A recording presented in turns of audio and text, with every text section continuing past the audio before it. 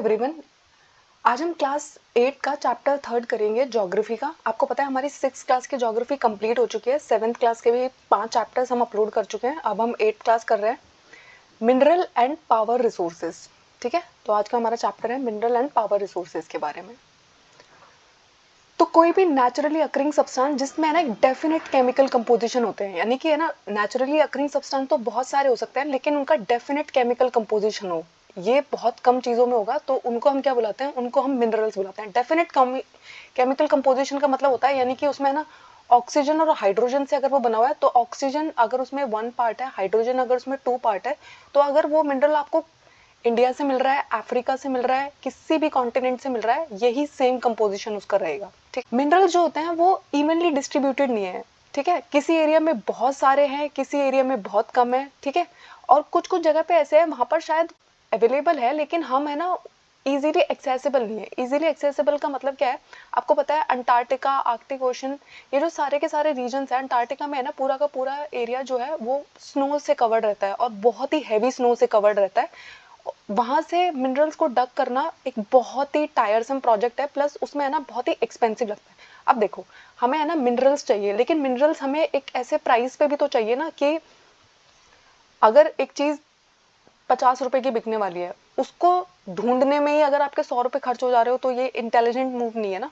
तो इसलिए ना कुछ कुछ जगह पे मिनरल्स अवेलेबल है लेकिन वहां से उनको बाहर निकालना इतना एक्सपेंसिव है, इतना डिफिकल्ट है कि उनके बारे में हमें कोई आइडिया नहीं है। ठीक है, उसके अलावा है ना हम मिनरल्स को कैसे कैसे पहचान सकते हैं? अगर आपको मिनरल्स को पहचानना है तो आप है ना उनकी फिजिकल प्रॉपर्टीज के थ्रू उन्हें पहचान सकते हैं, यानी कि उनका कलर कैसा है, उनकी डेंसिटी कैसी है, ठीक है, वो हार्ड है कि सॉफ्ट है, ठीक है, और केमिकल प्रॉपर्टी सॉल्युबिलिटी। तो सॉल्युबिलिटी को हम हिंदी में घुलनशीलता कहते हैं, यानी कि जैसे अगर आपने उसे पानी में घोला तो वो घुल जाता है कि नहीं घुल जाता है, या फिर वो कैरोसिन में घुलता है, या फिर वो अल्कोहल में घुलता है, कैसी सॉल्युबिलिटी है उसकी, ये सारे की सारी प्रॉपर्टी। उसके बाद है ना मिनरल्स कैसे कैसे टाइप्स के होते हैं। तो मिनरल्स को हमने ना 2 पार्ट्स में क्लासिफाई किया है, मेटालिक एंड नॉन मेटालिक। तो मेटल्स जो हमारे सारे होते हैं, ठीक है, उनको हम बोलते हैं मेटालिक मिनरल, जिसके अंदर मेटल्स आते हैं रॉ फॉर्म में। ठीक है, क्योंकि हमें ना मेटल्स को फिर बहुत ज्यादा प्योरीफाई करते हैं। ठीक है, तो मेटल्स जो होते हैं वो हार्ड सब्सटेंसेस होते हैं जो हीट एंड इलेक्ट्रिसिटी कंडक्ट करते हैं। अगर आप साइंस के स्टूडेंट है तो आपको पता होगा जब हमें मेटल्स की प्रॉपर्टीज पढ़ाई जाती हैं, ठीक है, तो उसमें हमें बताया जाता है ना कि हीट और इलेक्ट्रिसिटी को कंडक्ट करते हैं। उनके अंदर बहुत ही शाइन होती है जिसको हम लस्टर बुलाते हैं। ठीक है, जैसे कि अब इसके एग्जांपल्स क्या क्या है? आयरन का और बॉक्साइट, मैंगनीज, ये सारे के सारे एग्जांपल्स है किसके? मेटालिक मिनरल्स के। उसके बाद है ना मेटालिक मिनरल्स को भी 2 पार्ट्स में डिवाइड किया गया है, फेरस एंड नॉन फेरस।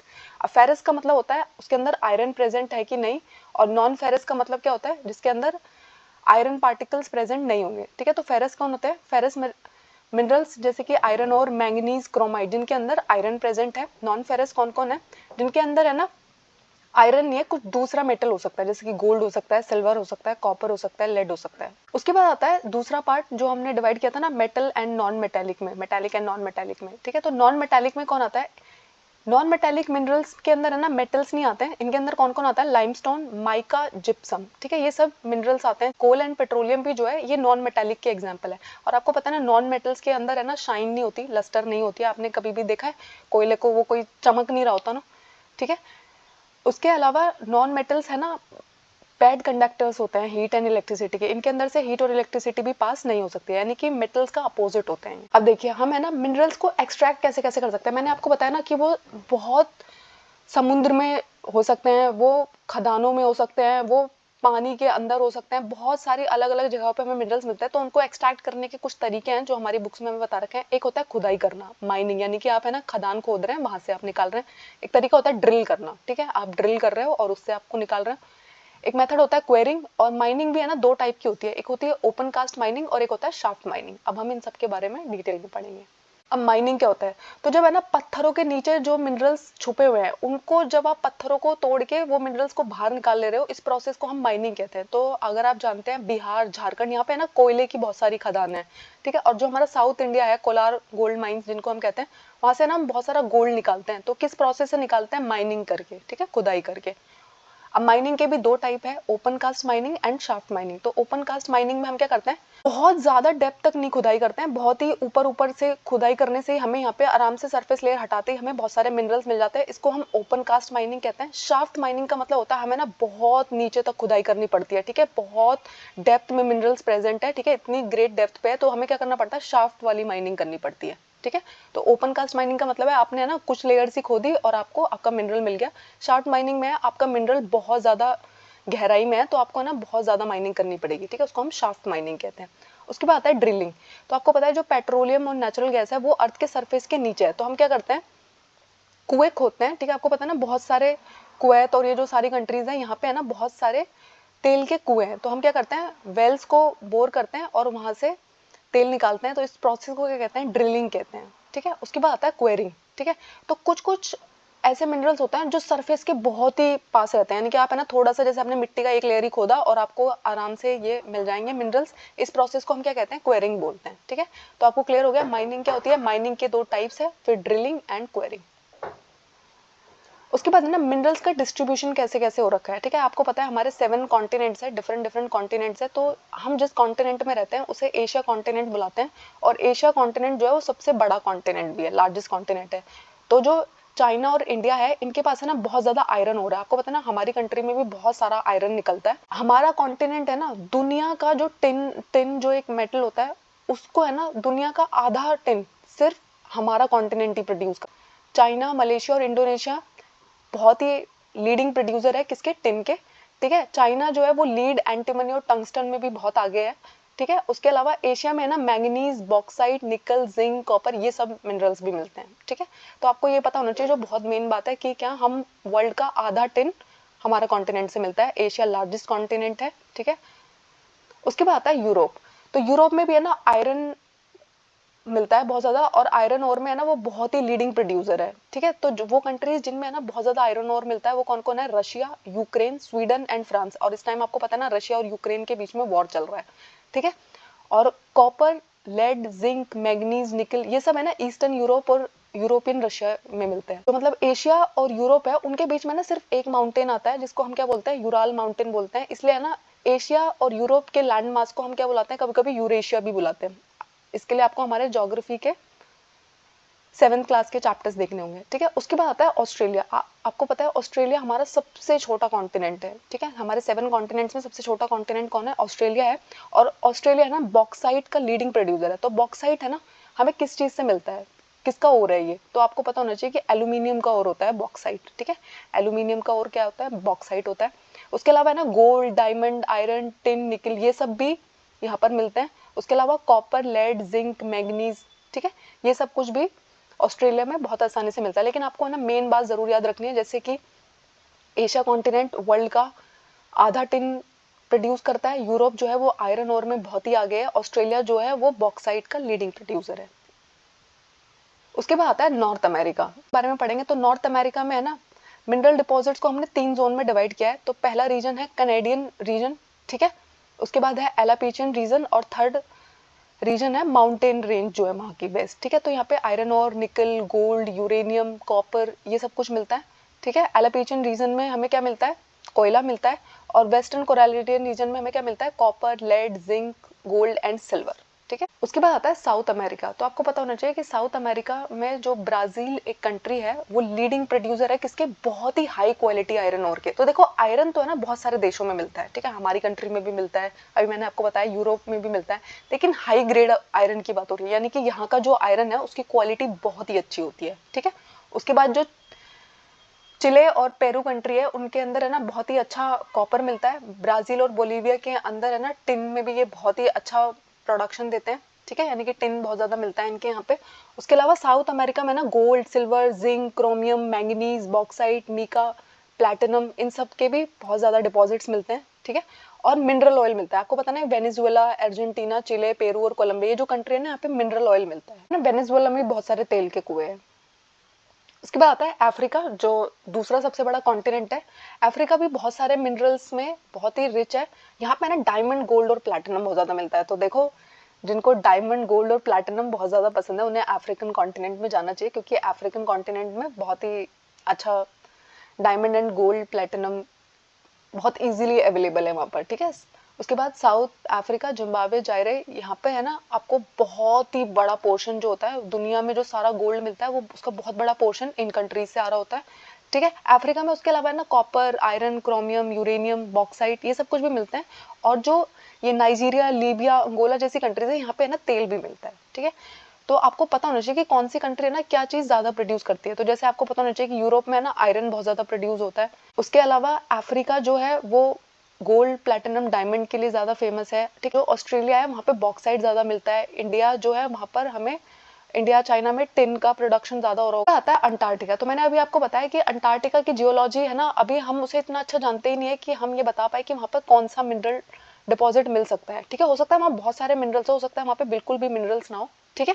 लेकिन फिर भी है ना वहाँ पे हमें जो मिला है थोड़ा बहुत, वो क्या है, कोल एंड आयरन। थोड़े थोड़ी क्वांटिटी में वहाँ पे आयरन और गोल्ड, सिल्वर ये भी प्रेजेंट है। लेकिन अंटार्कटिका को हम बहुत ज़्यादा डग नहीं करते हैं क्योंकि वहाँ पर है ना बहुत ज़्यादा ग्लेशियर्स प्रेजेंट है, ठीक है। पूरा का पूरा आइस का शीट वहाँ पर प्रेजेंट है। तो हमें लगता है कि अगर हम उसके साथ बहुत ज़्यादा छेड़खानी करेंगे, आपको पता है ना ये जो माइनिंग का प्रोसेस होता है ना, ये बहुत नुकसान भी पहुँचाता है। वहाँ के जो आसपास का इन्वायरमेंट होता है वो बहुत बुरे तरीके से डिस्ट्रक्ट होता है, ठीक है। आपको पता है कभी कभी ना हमें ऐसा पता चलता है कि मोस्टली ये सब कुछ है ना जंगल वाले एरिया में होता है। तो आपको पता है हम जब मिनरल्स ढूंढने लग जाते हैं तो उस पूरे एरिया के जंगल को हम बहुत बैडली डिस्ट्रक्ट कर देते हैं, ठीक है। और वहाँ के जो लोग होते हैं उनको भी, जंगल में रहने वाले जो लोग होते हैं उनकी लाइफ भी बहुत बुरे तरीके से इम्पैक्ट होती है। उसके बाद आता है ऑयल और नेचुरल गैसेस। अब ऑयल के एडवांटेजेस क्या है और डिसएडवांटेजेस क्या है, ठीक है। तो ऑयल जो है उसको है ना ट्रांसपोर्ट करना बहुत आसान है। आप उसको टैंकर्स में भरो और आसानी से आप उसे एक जगह से दूसरी जगह ले जा सकते हो, ठीक है। पेट्रोकेमिकल इंडस्ट्री का बेसिस है। अगर तेल ही नहीं होगा तो क्या आप गाड़ियाँ चला पाओगे, क्या आप बड़ी बड़ी मशीन चला पाओगे, क्या आप ट्रैक्टर्स चला पाओगे, है ना। तो पेट्रोकेमिकल इंडस्ट्री का तो पूरा का पूरा एग्जिस्टेंस ही खत्म हो जाएगा अगर तेल खत्म हो जाएगा। उसके बाद नेचुरल गैसेस जो है इसको भी ट्रांसपोर्ट करना आसान है। आजकल तो आपको पता है ना पाइपलाइन गैसेस बिछा दी जाती है आपके घरों में बहुत आराम से। आजकल पीएनजी आ रही होती है, ठीक है। उसके बाद सीएनजी भी इजीली अवेलेबल है। ये ऑयल और कोयले से है ना बहुत ही क्लीन फ्यूल है ये, ठीक है। आपको पता है ना कंप्रेस नेचुरल गैस जिसको हम सीएनजी बुलाते हैं, बहुत ज़्यादा आजकल उसका इस्तेमाल होता है। क्यों? क्योंकि जो डीजल और पेट्रोल होते हैं वो बहुत ही हार्मफुल केमिकल्स रिलीज करते हैं, ठीक है। और ये तेल से सस्ती भी होती है। आपको पता है ना सीएनजी का प्राइस कम होता है पेट्रोल से। Conventional source of energy. Conventional source का मतलब होता है ऐसे सोर्सेज जिनको है ना बहुत पुराने टाइम से इस्तेमाल कर रहे हैं, ठीक है। कन्वेंशनल बोलते हैं उनको। तो उसका एग्जाम्पल है फायरवुड यानी कि लकड़ी और कोयला, ठीक है। ये सब है ना कन्वेंशनल सोर्स ही पढ़ा रही हूँ मैं आपको, चाहे ऑयल हो, नेचुरल गैस हो, फायरवुड हो, कोल हो, हाइडल पावर हो, ठीक है ना। लकड़ी के क्या क्या एडवांटेजेस है, तो इजीली एक्सेसिबल होती है। आपने पेड़ काटा और आपको लकड़ी मिल गई, ठीक है। बहुत सारे लोगों को एनर्जी देती है। अब इसके नुकसान क्या क्या है, एक तो इसको ढूंढना बहुत मुश्किल है ना, टाइम कंज्यूमिंग है। उसके अलावा है ना बहुत सारा पोल्यूशन रिलीज करती है। और सोचो आज बारिश हो रही है, लकड़ी गीली हो गई तो आप खाना बनाना बहुत मुश्किल हो जाएगा। उसके अलावा इफेक्ट को बढ़ाती है। उसके अलावा है ना अब लकड़ी पाने के लिए आप पेड़ काट रहे हो तो डिफोरेस्टेशन होता है, यानी कि आप जंगलों की कटाई करनी पड़ती है। उसके अलावा कोयले में क्या होता है, बहुत इजीली अवेलेबल, एक्सपेंसिवली अवेलेबल है। और इसका है ना आराम से हम बिजली बनाते हैं। आपको पता है ना इंडिया में है ना थर्मल कन्वर्जन होता है, यानी कि कोयले का इस्तेमाल करके हम इलेक्ट्रिसिटी प्रोड्यूस करते हैं वही। लेकिन इसके साथ प्रॉब्लम क्या है, पोल्यूटिंग सोर्स है, यानी कि बहुत ज़्यादा पोल्यूशन कॉज करता है। उसके अलावा है ना बल्कि है ट्रांसपोर्ट में, यानी कि बहुत ज़्यादा ट्रांसपोर्टेशन के आपको व्हीकल्स लगाने पड़ेंगे तब जाके आप इसको ट्रांसपोर्ट कर पाओगे एक जगह से दूसरी जगह। उसके बाद आता है हाइडल पावर। तो हाइडल पावर की जो एडवांटेजेस है, ये नॉन पोल्यूटिंग है, ठीक। इरिगेशन और फिशिंग को प्रमोट करता है, बहुत ही सस्ता है, ठीक है। अब इसकी वजह से है ना हाइडल पावर की वजह से आपको करना पड़ता है वहाँ के लोकल लोगों को आपको वहाँ से डिस्प्लेस करना पड़ता है, ठीक है। और इसको सेटअप करना बहुत ही एक्सपेंसिव है, ठीक है, यानी कि पैसा बहुत लगाना पड़ता है इस सोर्स के लिए हमें। देखो मैंने आपको कन्वेंशनल सोर्सेज के बारे में अभी बताया, तो ऐसे सोर्सेज को हम कन्वेंशनल सोर्सेज बोलते हैं जिनको है ना बहुत लंबे टाइम से यूज कर रहे हैं, किसके लिए, एनर्जी के लिए। फायरवुड, फॉसिल्स, ये मेन कन्वेंशनल सोर्स है। आपको है ना ऐसे पता होना चाहिए, एग्जाम में ना आपसे क्वेश्चन ऐसे आता है कि आपको 4-5 ऑप्शन लिख दिए जाएंगे और पूछा जाएगा कि ये कन्वेंशनल सोर्स है कि नॉन कन्वेंशनल सोर्स है, ठीक है। तो आपको पता होना चाहिए कि लकड़ी, कोयला, ये सब कुछ किसके एग्जाम्पल्स है, नेचुरल गैस, ऑयल, ये सब कुछ कन्वेंशनल सोर्सेज है। तो इन्होंने देखो फायरवुड के बारे में बताया, लकड़ी के बारे में बताया कि इससे है ना ये खाना बनाने के लिए, गर्मी प्रदान करने के लिए इस्तेमाल की जाती है, ठीक है। और हमारी कंट्री की जो 50% एनर्जी है जो विलेज में यूज की जाती है आज भी, वो किससे आती है, लकड़ियों से आती है, ठीक है। फॉसिल फ्यूल जैसे कि कोल, पेट्रोलियम, नेचुरल गैस, ये भी क्या है, कन्वेंशनल सोर्सेज है। लेकिन इनके मिनरल्स जो है वो बहुत ही लिमिटेड है। आपको पता है ना वर्ल्ड की पॉपुलेशन इतनी बढ़ती जा रही है, इतनी बढ़ती जा रही है, आजकल ना ऑलमोस्ट हर घर में गाड़ी होती है, ठीक है, हर घर में कोई ना कोई व्हीकल होता है जो पेट्रोल का इस्तेमाल कर रहा है, लेकिन हमारा जो पेट्रोल बनाने का रेट है, ठीक है, क्योंकि आपको पता है ना ये मिलियंस ऑफ ईयर्स लगते हैं उसमें, तो वो बहुत स्लो है, तो धीरे धीरे है ना हमारा पेट्रोल ये सब कुछ खत्म हो जाएंगे, एग्जॉस्ट हो जाएंगे। उसके बाद आता है कोयल। ये बहुत अबंडेंट है, यानी कि बहुत ही इजीली अवेलेबल फॉसिल फ्यूल है, डोमेस्टिक फ्यूल है, इंडस्ट्रीज में भी यूज होता है। आपको पता है ना पहले तो जो रेलगाड़ी होती थी वो भी कोयले से चलती थी, ठीक है, आयरन और स्टील, स्टीम इंजन, ठीक है, इससे आप इलेक्ट्रिसिटी भी जनरेट करते हैं। और इलेक्ट्रिसिटी अगर आप कोयले से बना रहे हैं उसको हम थर्मल पावर बोलते हैं, मैंने अभी आपको बताया ना, और हमारी कंट्री में बहुत सारे थर्मल पावर प्लांट्स हैं, ठीक है। आज जो हम कोयला यूज कर रहे हैं उसको बनने में भी है ना मिलियंस ऑफ ईयर्स लगता है, जैसे पेट्रोलियम को बनने में बहुत ईयर्स लगते हैं, वैसे कोल को बनने में भी बहुत सारे ईयर्स लगते हैं। और बनता कैसे है आपको पता है, बहुत सारे प्लांट्स, जाइंट फर्न्स, स्वयं जब वो जमीन के अंदर दब गए, ठीक है, और बहुत सालों तक बहुत ही हाई प्रेशर में रहे, ठीक है, हाई टेम्परेचर में रहे, तो वो कोयले में कन्वर्ट हो गए। इसलिए कोयले को है ना बरिड सनशाइन भी कहते हैं, क्योंकि वो इतना सारी चीजें हमें प्रोवाइड करता है ना, उसकी वजह से हम इलेक्ट्रिसिटी बना पाते हैं। बहुत ही चीप सोर्स है, इजीली अवेलेबल है, अबंडेंट है। अब दुनिया में है ना सबसे लार्जेस्ट कोल प्रोड्यूसर्स कौन कौन है, तो China, USA, Germany, Russia, south Africa and France, ये वो कंट्रीज है जो बहुत ज्यादा कोयला प्रोड्यूस करती है। इंडिया में भी बहुत सारा कोयला निकलता है, तो आपको पता है जो हमारा पूरा झारखंड वाला एरिया है, जहाँ पे रानीगंज, झरिया, धनबाद, बोकारो, ये सारी जगह से हमें बहुत सारा कोयला मिलता है, झारखंड, ठीक है। तो आपको ये सब नाम पता होना चाहिए, क्योंकि ये इंडिया से है और हम इंडिया से बिलोंग करते हैं, तो हमारे एग्जाम्स में इनको पूछे जाने का बहुत हाई चांस होता है। तो आपको पता होना चाहिए कि झारखंड में बहुत सारे कोयले की खदानें हैं। उसके बाद आता है पेट्रोलियम। तो पेट्रोलियम वर्ड जो है वो एक लैटिन वर्ड पेट्रा और ओलियम से मिलकर बना है। पेट्रा वर्ड का मीनिंग होता है रॉक, ओलियम का मतलब होता है ऑयल, यानी कि एक ऐसा पत्थर जिसके अंदर से क्या मिलता है, हमें तेल मिलता है, ठीक है। इसको है ना हम बहुत ज्यादा ड्रिल करके निकालते हैं, ठीक है। मोस्टली है ना जो समुद्र का एरिया होता है वहां पे हमें ड्रिल करना पड़ता है, कोस्टल एरिया में हमें ड्रिल करना पड़ता है, और वहां से हमें पेट्रोलियम मिलता है। फिर है ना हमें जो पेट्रोल मिलता है उसे हम है ना क्रूड ऑयल बुलाते हैं। फिर है ना बहुत सारी रिफाइनरीज हमारे पास है, वहां पे जाके है ना हम इसको रिफाइन करना शुरू करते हैं फ्रैक्शनल डिस्टिलेशन के मेथड से, डिस्टिलेशन के मेथड से। और हमें वहां पे क्या मिलता है, इससे हमें डीजल मिलता है, पेट्रोल मिलता है, कैरोसिन मिलता है, वैक्स मिलता है, प्लास्टिक मिलता है, लुब्रिकेंट्स मिलता है। ये सारे के सारे प्रोडक्ट हमें पेट्रोलियम से मिलते हैं। पेट्रोलियम का मतलब ये नहीं होता है पेट्रोल, पेट्रोलियम वर्ड का मीनिंग है जिससे हमें सारे प्रोडक्ट्स मिलेंगे, ठीक है। और पेट्रोलियम और इसके डेरिवेटिव्स को हमें ना ब्लैक गोल्ड भी बुलाते हैं, क्यों, क्योंकि वो हमारे लिए बहुत ही वैल्यूएबल है, ठीक है। अब पेट्रोलियम प्रोड्यूसिंग कंट्रीज कौन कौन है, तो आपको पता है जो गल्फ कंट्रीज है, Iran, Iraq, Saudi Arabia, Qatar, USA, Russia, Venezuela and Algeria, ये सारे कंट्रीज है ना बहुत ही ज्यादा कोयले के सोर्सेज यहाँ पे मिलते हैं। बहुत सारी कंट्रीज में ना हमें तेल के बहुत सारे कुएं मिलते हैं, ठीक है। उसके अलावा इंडिया में भी कुछ जगह तेल निकलता है, मतलब पेट्रोलियम मिलता है, वो क्या है ये आपको जरूर याद रखने पड़ेंगे, ठीक है। डिगबोई इन असम, असम में एक जगह है जिसका नाम है डिगबोई, और बॉम्बे हाई इन मुंबई, ठीक है। कृष्णा और गोदावरी रिवर के डेल्टा पे ये जगह प्रेजेंट है, बॉम्बे हाई बोलते हैं इसको मुंबई में। इन दोनों जगह से इंडिया में भी तेल मिलता है। तो देखो सिर्फ दो ही जगह से मिलता है, तो इसलिए इनका नाम याद रखना ना बहुत इंपॉर्टेंट है। उसके बाद आता है नेचुरल गैस, ठीक है। तो नेचुरल गैस जो होती है वो पेट्रोलियम के साथ ही निकलती है, यानी कि जब है ना हम पेट्रोलियम को फिल्टर कर रहे हैं, मैंने अभी आपको बताया कि कैरोसिन मिल रहा है, इतने सारे चीजें मिल रहा है, उसी के साथ है ना हमें नेचुरल गैस भी मिलेगी, ठीक है। इसको है ना डोमेस्टिक और इंडस्ट्रियल फ्यूल की तरह यूज किया जाता है, और इसके मेजर प्रोड्यूसर्स है Russia, Norway, UK, Netherlands. India में ये कहाँ से मिलती है, जैसलमेर में, कृष्णा गोदावरी डेल्टा में, ठीक है, और त्रिपुरा के कुछ कुछ एरिया में, मुंबई के कुछ कुछ एरिया में। उसके बाद आता है हाइडल पावर। तो आपको पता है हम है ना बांध बनाते हैं, ठीक है, बांध हम इसलिए बनाते हैं ताकि हम है ना पानी को स्टोर कर सके। तो आपको पता है कोई भी चीज जब एक हाइट पे स्टोर्ड होती है, एक हाइट पे होती है, तो उसके अंदर है ना बहुत सारी पोटेंशियल एनर्जी होती है। तो जब है ना हम प्रेशर से उस पानी को एक साथ छोड़ते हैं, वो सारी की सारी पोटेंशियल एनर्जी जो है नीचे हम है ना टर्बाइंस लगा देते हैं, और वो टर्बाइन जब मूव करते हैं इस पानी की एनर्जी के साथ, वो जब मूव करते हैं तो वो क्या करते हैं, इलेक्ट्रिसिटी प्रोड्यूस करते हैं। वो पोटेंशियल एनर्जी किस में चेंज हो जाती है, इलेक्ट्रिकल एनर्जी में चेंज हो जाती है। और जब हम पानी की मदद से इलेक्ट्रिसिटी को बनाते हैं तो इसको हम क्या बुलाते हैं, हाइड्रो इलेक्ट्रिसिटी। आपको पता है ना हाइड्रोस्फीयर हम किसको बोलते हैं, पानी वाले एरिया को बोलते हैं। तो हाइड्रो यानी कि पानी का इस्तेमाल करके अगर आप इलेक्ट्रिसिटी बनाएंगे तो उसको हम क्या बोलेंगे, हाइड्रो इलेक्ट्रिसिटी बोलेंगे। कोयले का इस्तेमाल करके अगर आप इलेक्ट्रिसिटी बनाएंगे उसको हम थर्मल इलेक्ट्रिसिटी बोलेंगे, ठीक है। और दुनिया की 1/4 वर्ल्ड की जो इलेक्ट्रिसिटी की डिमांड है वो कैसे पूरी होती है, हाइडल पावर से। यानी कि आप पानी की मदद से जब बिजली बनाते हैं तो वर्ल्ड की 1/4 डिमांड कंप्लीट कर पाते हैं।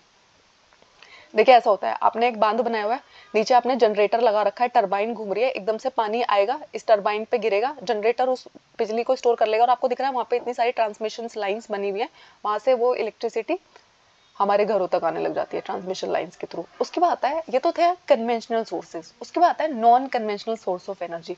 तो नॉन कन्वेंशनल सोर्स वो है जिनको है ना हम अभी अभी इस्तेमाल करने, इनकी इंपॉर्टेंस हमें समझनी पड़ी, क्योंकि हमें पता है कन्वेंशनल सोर्स तो है ना कुछ टाइम के बाद खत्म हो जाएंगे, लेकिन नॉन कन्वेंशनल सोर्स तो कभी खत्म नहीं होंगे।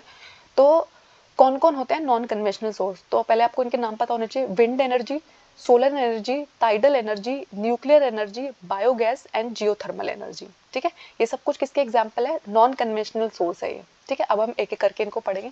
तो सबसे पहले आता है सोलर एनर्जी।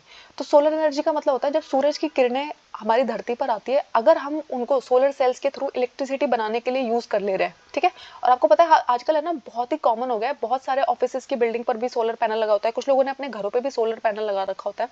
तो इसमें क्या होता है, बहुत सारे सोलर सेल्स जो होते हैं वो आपस में ज्वाइन होते हैं, और जब उन पर लाइट पड़ती है, सूरज की लाइट पड़ती है, उसे ट्रैप कर लेते हैं और बाद में ना उसको आपके घर में इलेक्ट्रिसिटी की तरह वो यूज हो जाती है। सोलर एनर्जी को हम कहाँ कहाँ यूज करते हैं? सोलर हीटर्स में, सोलर कुकर्स में, सोलर ड्रायर्स में। ठीक है, और जो हमारी ट्रैफिक सिग्नल्स की लाइट है उनमें भी आजकल हमने सोलर पैनल्स लगा रखे हैं। आती है विंड एनर्जी। तो आपको पता है विंड और सन एनर्जी इनएग्जॉस्टेबल सोर्स है, यानी कि कभी खत्म नहीं होंगे। सूरज की रोशनी हमेशा आती रहेगी, हवा हमेशा चलती रहेगी। जब ये दोनों चीजें नहीं होंगी तो लाइफ भी पॉसिबल नहीं होगी अर्थ में। ठीक है, तो हम क्या करते हैं, विंड मिल्स, आपको पता है ना पवन चक्की इसको बोलते हैं। तो हम क्या करते हैं, विंड मिल्स को हम यूज करते हैं अपने ग्रेन को पीसने के लिए, यानी कि आप गेहूं पीसने के लिए भी विंड इसको यूज कर सकते हैं। उसके अलावा हम क्या करते हैं आजकल है ना, जब बहुत तेज हवा चल रही होती है तो विंड मिल जो है वो रोटेट करती है, जिसको हम जनरेटर से कनेक्ट कर देते हैं और इलेक्ट्रिसिटी प्रोड्यूस होती है। ठीक है, बहुत सारे विंड फार्म्स किन कंट्रीज में मिलते हैं जहाँ पे ना हवा बहुत ज्यादा तेज स्पीड से आती है, जैसे कि Netherland, Germany, Denmark, UK, USA, Spain. ये वो कंट्रीज है जो विंड एनर्जी का इस्तेमाल करती है। ठीक है, आप है ना कोयले से बिजली बना सकते हो, आप पानी से बिजली बना सकते हो, आप विंड एनर्जी से बिजली बना सकते हो। ठीक है, उसके बाद आता है न्यूक्लियर पावर।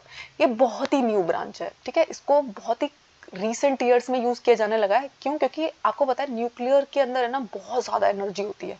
ठीक है, क्योंकि जो एटम्स होते हैं उनका जो न्यूक्लियस होता है उसके अंदर है ना रेडियो एक्टिव एलिमेंट्स होते हैं, जिनके नाम आपको याद रखने हैं, यूरेनियम एंड थोरियम। ठीक है, ये क्या करते हैं, न्यूक्लियर फिजन करते हैं। न्यूक्लियर फिजन का मतलब होता है एक चीज पहले 2 में टूटेगी, 2 चीजें फिर 4 में टूटेगी, 4 चीजें 8 में टूटेगी। इसको हम क्या बुलाते हैं, फिजन, टूटना। ठीक है, तो इससे क्या होता है, न्यूक्लियर रिएक्टर में जब ये रिएक्शन होती है जिसको हम न्यूक्लियर फिजन बोलते हैं, तो बहुत ज्यादा एनर्जी रिलीज होती है। आपको पता है न्यूक्लियर बॉम्ब्स भी होते हैं, तो न्यूक्लियर बॉम्ब भी इस प्रिंसिपल पे काम करते हैं। तो बहुत ही डिस्ट्रक्टिव एनर्जी होती है उनकी, बहुत बड़े एरिया को डिस्ट्रक्ट कर देते हैं। ठीक है, इंडिया में है ना यूरेनियम कहाँ कहाँ मिलता है आपको पता होना चाहिए, बहुत ही इंपॉर्टेंट क्वेश्चन है। सिर्फ सीटेट में ही नहीं, आपके जितने भी जनरल नॉलेज के क्वेश्चन होते हैं वहां भी पूछा जाता है कि राजस्थान और झारखंड में ना यूरेनियम का डिपॉजिट मिलता है। और ये जो नेक्स्ट क्वेश्चन है इस पे तो 2 मार्क्स, मतलब 2 स्टार लगाइएगा।